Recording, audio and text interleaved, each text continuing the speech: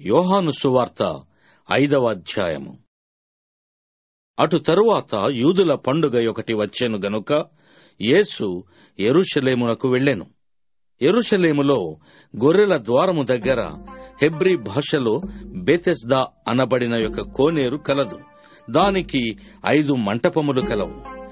ఆయా సమయములకు దేవదూత కోనేటిలో దిగి నీళ్లు కదలించుట కలదు.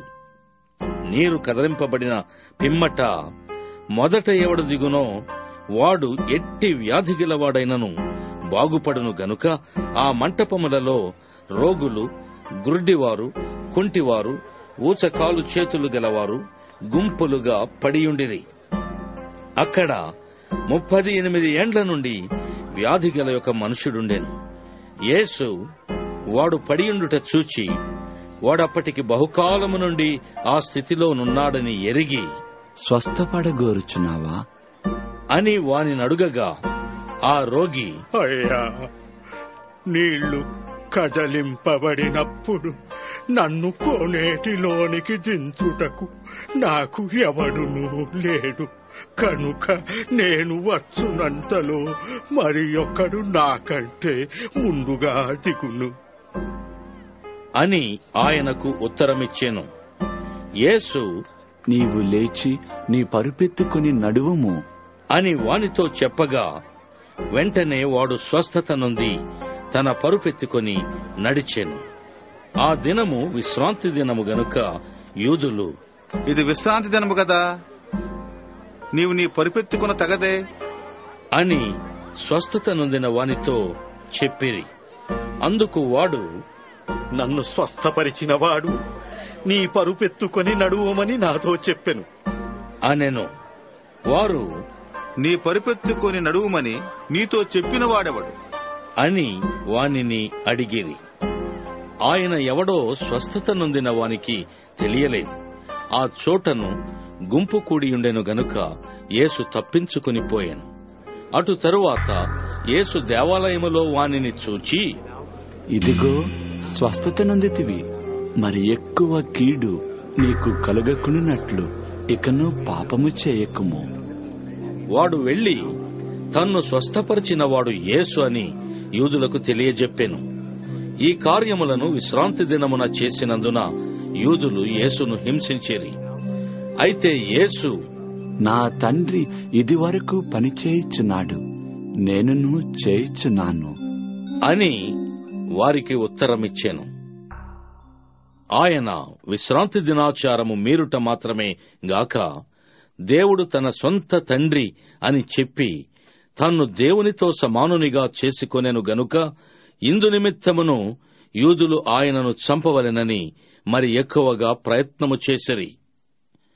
కాబట్టి యేసు వారికి ఇట్లు ప్రత్యుత్తరమిచ్చెను. తండ్రి ఏది చేయుట కుమారుడు చూచునో అదే కాని తనంతట తాను ఏదియూ చేయనేరడు. ఆయన వేటిని చేయునో వాటినే కుమారుడును అలాగే చేయును. తండ్రి కుమారుని ప్రేమించుచు తాను చేయు వాటి నెలను ఆయనకు అగపరచుచున్నాడని మీతో నిశ్చయముగా చెప్పుచున్నాను. మరియు మీరు ఆశ్చర్యపడినట్లు వీటికంటే గొప్ప కార్యములను ఆయనకు అగపరచును.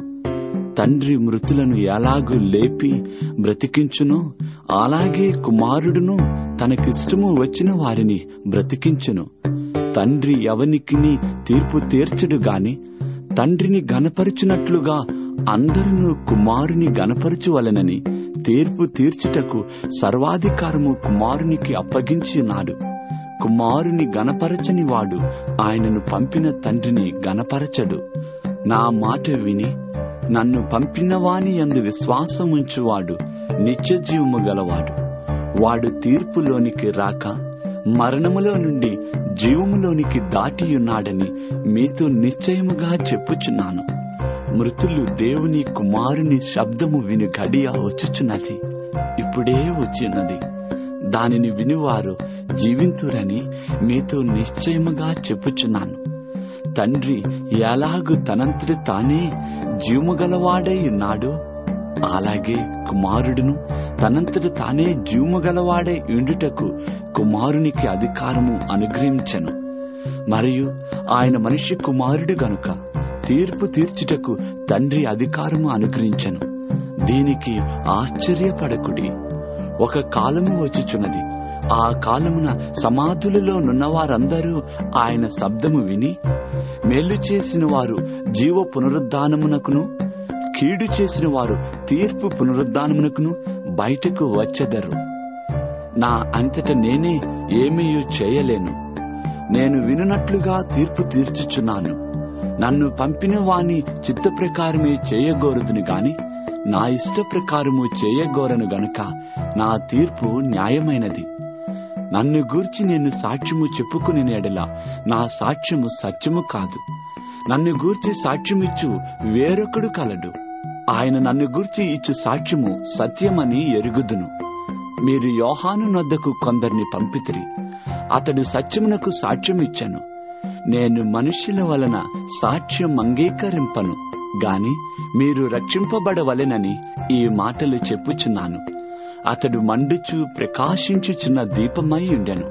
మీరతని వెలుగులో ఉండి కొంతకాలము ఆనందించుటకు ఇష్టపడితిరి. అయితే యోహాను సాక్ష్యము కంటే నాకెక్కువైన సాక్ష్యము కలదు.